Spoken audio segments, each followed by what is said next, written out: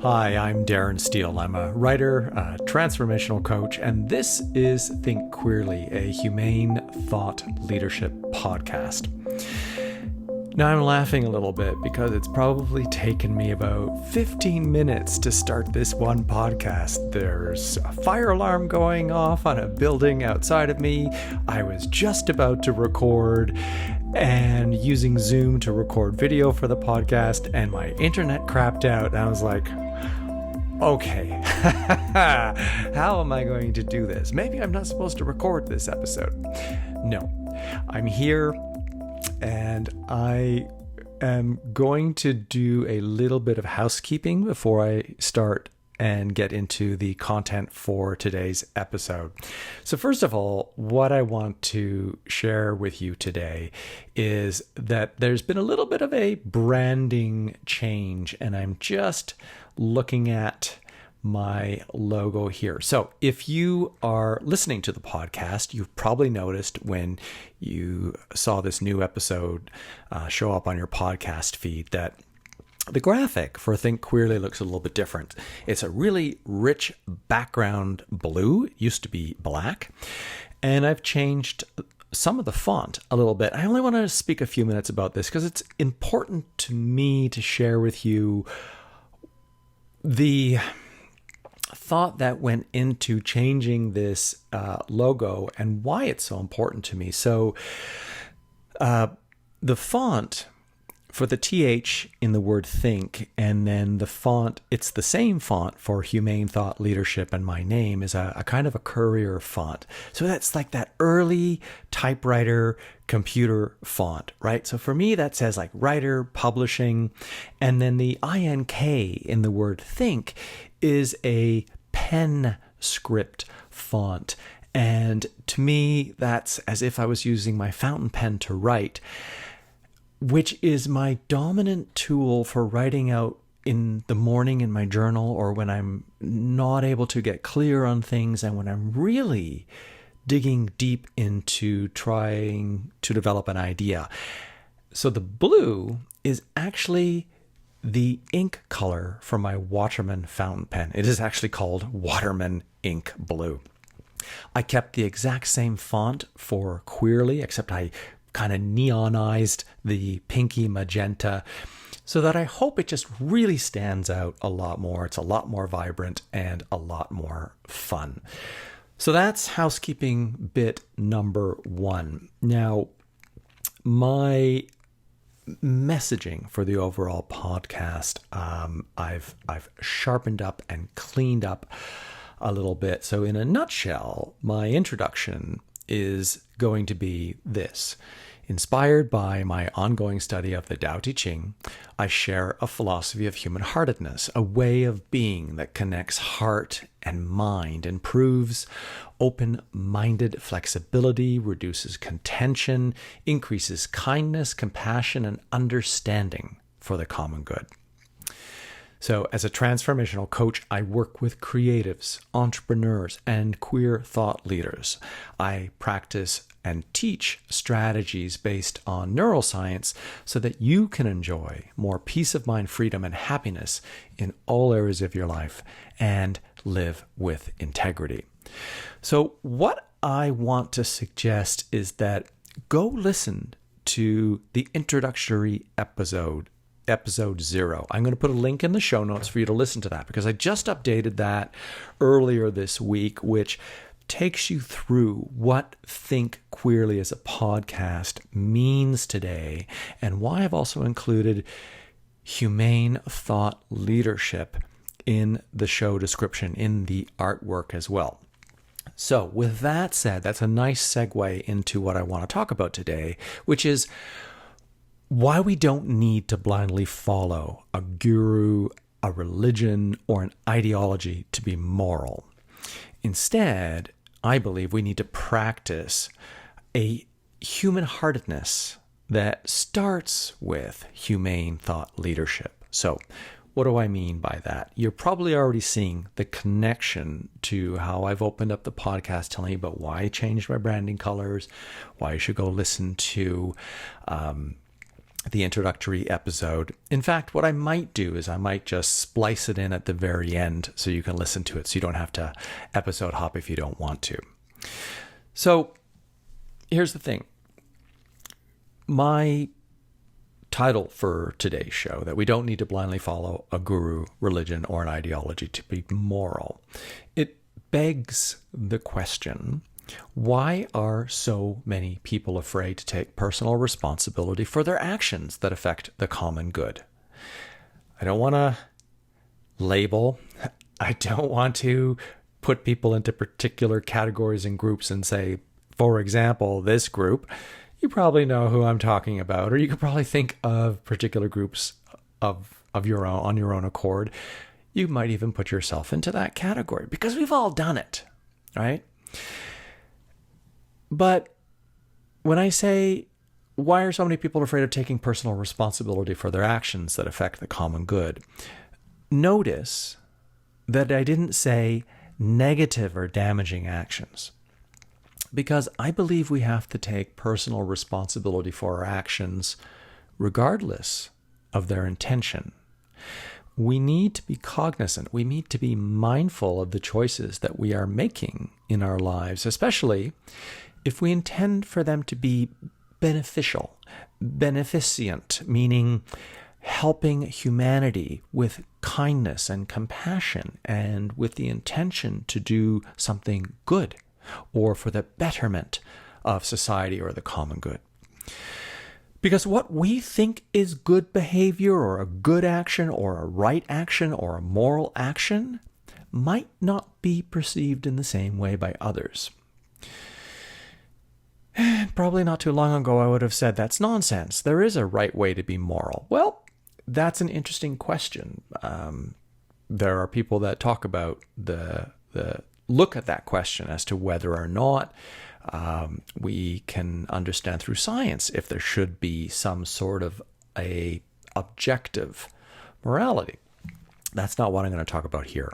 I do want to talk about personal responsibility and what I mean by that, which is this. I don't mean personal responsibility at the expense of others or just for individuality. I mean personal responsibility in the sense of recognizing that you're not making decisions solely for yourself. Taking personal responsibility for me means taking ownership of the choices that you're making, but also recognizing that we're not alone in this world. We cannot disconnect ourselves from the fabric of humanity. We can't disconnect ourselves from the ecology of the planet or from the fabric of the natural world because we are born of this world. Our genetic structure, our molecules are all part and parcel of the organic fabric that makes up this planet.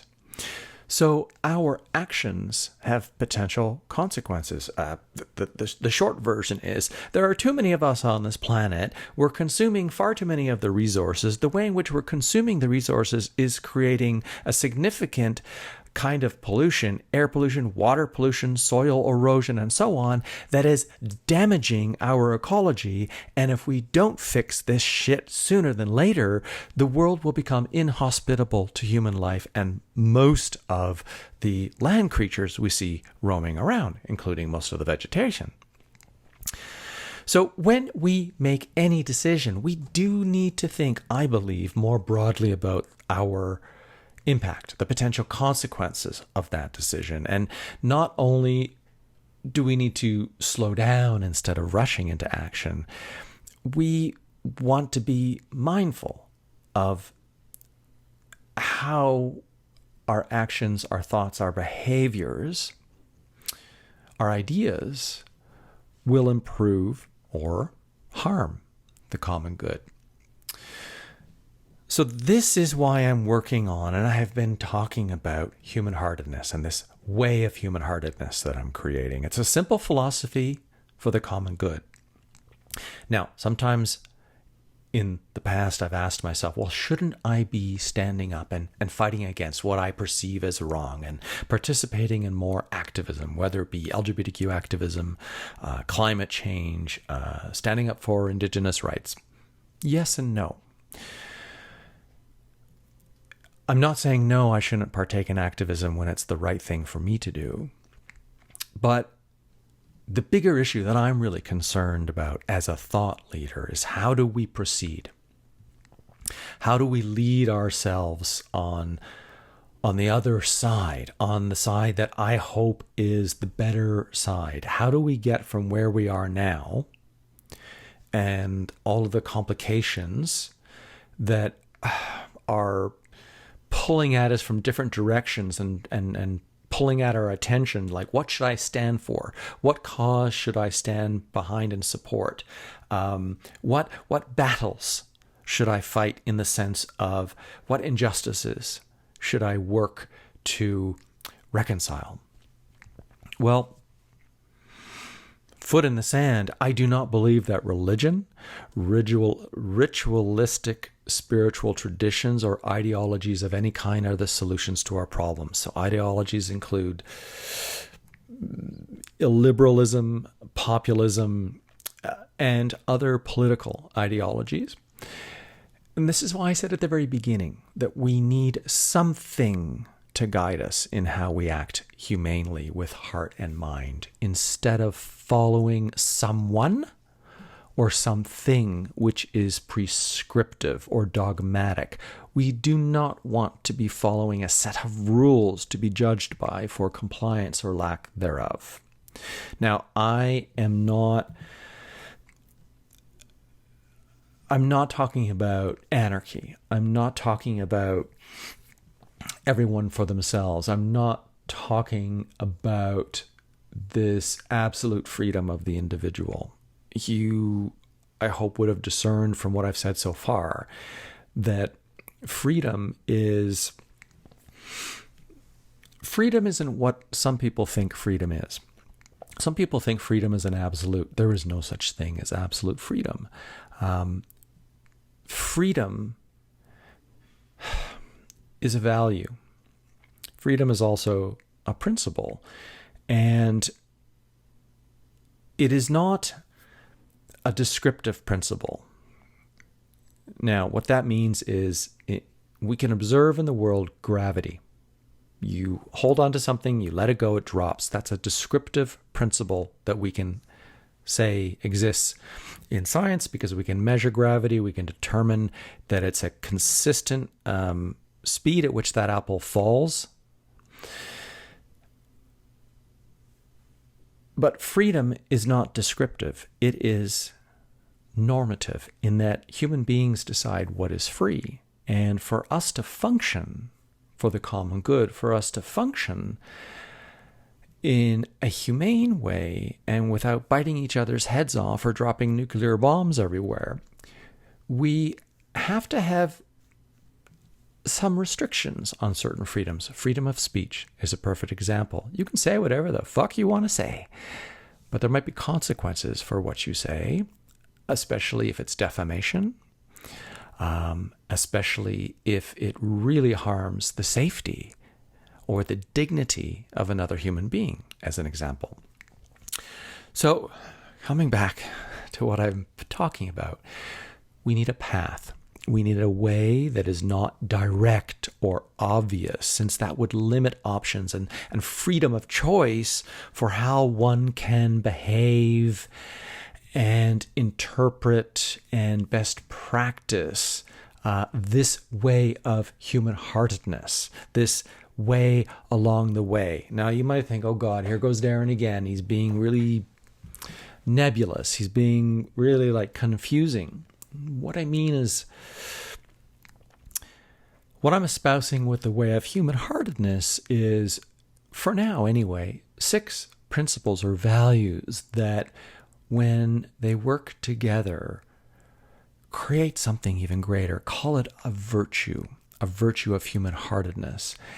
And that the organic nature of practicing these values concurrently make us more all of those values, and make us more of all of those values unified, which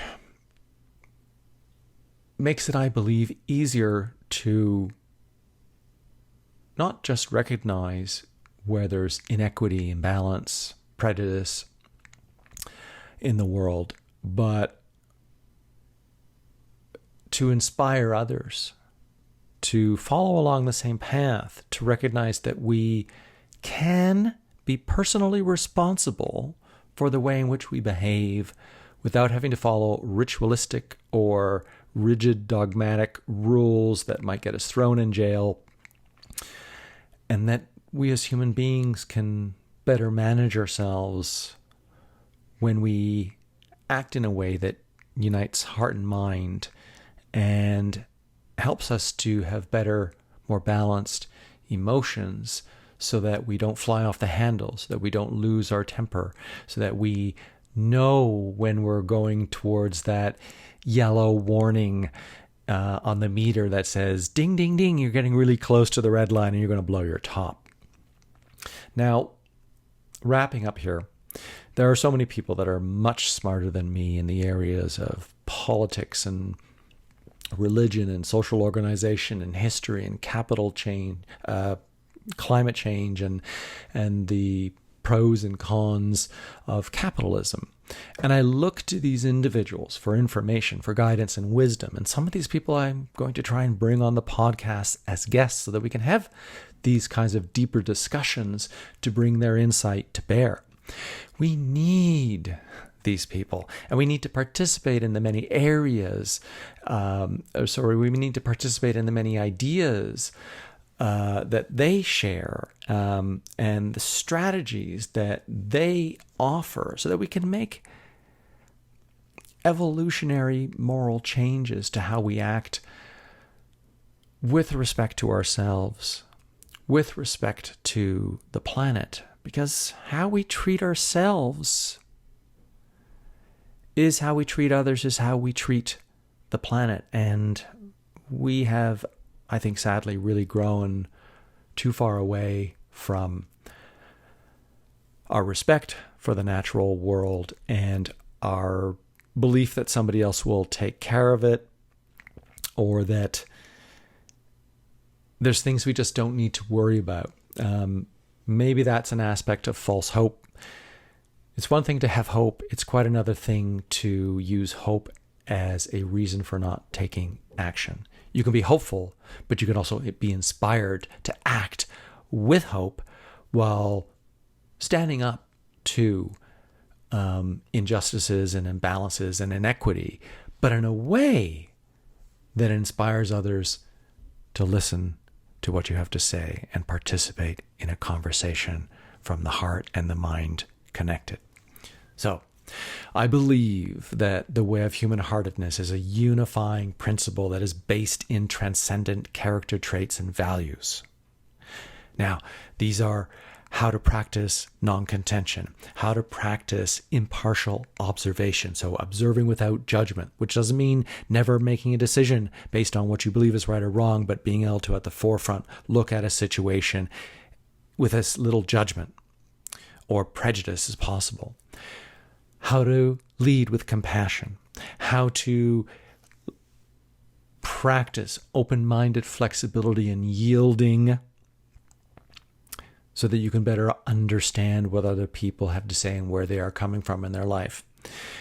Humility is probably one of the most important practices. It is from humility that we get understanding, because humility is about not so much serving others, but putting yourself almost beneath or below others in a sense of supporting them. And that is like standing under to understand someone. And finally, oneness or unity or the common good, recognizing that we are all connected, human beings and the planet, and how we can work together for the betterment of humanity, how we can act more human, more humanely in our thoughts and from the heart. So in the meantime, I'm going to do my part to help those of you who are interested in building a stronger connection between heart and mind, and how to lead yourself as an example for others, and how to embody and how to practice the values of human-heartedness. So that in whatever it is you do, in whatever creative projects you're bringing to bear, in your work as an entrepreneur, in your work, in your career, or in your job, or in your social set as somebody who inspires your friends and your family, or in a group that you're involved in, so that you can be the leader without leading, so that you can inspire others by who you are being, and in how you can create more equity, and act for the well-being for all life on this planet. So stay tuned, because in the coming weeks I'm going to share with you more directly how you can take part and participate in the way of human-heartedness. I'm just going to add a little bit more of a conclusion here. I was very afraid to do this podcast, this introduction, because yesterday I had a panic attack, an anxiety attack. It's not something that's normal for me, but I began to question everything I was doing. It became very close to a dark night of the soul, but it wasn't quite that. It's not that I was lost. It's just that I thought I was going to launch a short mini program to teach some strategies of self-mastery, and nothing wrong with that. And I had the right structure, but I had the wrong content. And the content that I need to be teaching now is human-heartedness. I'm still working on it. I'm still developing it. I'm still doing my research for my book, The Tao of Human-Heartedness. And the only way that I can really grow more quickly in the practice is to practice. I'm practicing these values, but I need to also practice with others. And that's my invitation to you, that I will be opening up a path, no pun intended here, for you to participate with me more exclusively. And that's what's happening. I'm not going to say anything more. As always, thank you so much for listening, for watching, and I look forward to speaking with you next time. Bye for now.